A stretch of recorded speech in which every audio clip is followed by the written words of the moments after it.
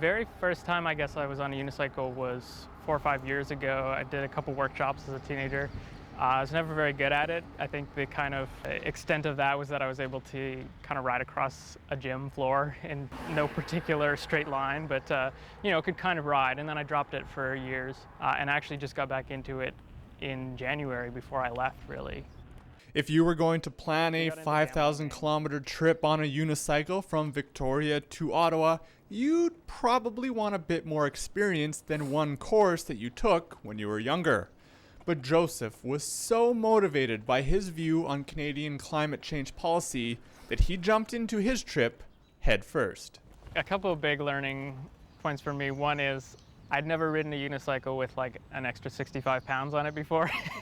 And somehow I thought that I would learn how to get on it in a couple of weeks. It's still a struggle, so definitely keep your eyes peeled for things to hang on to get on.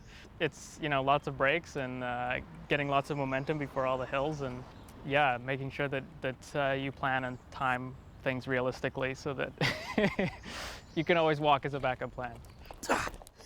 Joseph started his trip back in January frustrated with the federal government's attitude towards climate policy.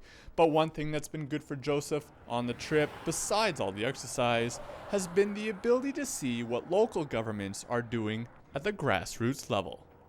Absolutely, some really exciting things are happening at the local level from, communities transitioning into wind and solar energy.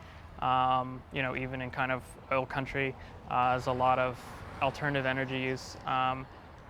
Simple things like plug-in stations for electric cars that are allowing commuters to really use that as a viable means of transportation, community gardens that are improving local food security. All of those things help tremendously, and it's really, really exciting and empowering, I think, for people to see what can be achieved at the local level. I think we just need the higher levels of government to really support that more and to enable that on a broader scale.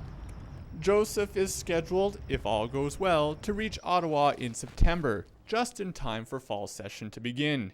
You can follow along throughout his trip by visiting his website, unityforclimate.ca. For Shaw TV in Moose Jaw, I'm Christian Moulding.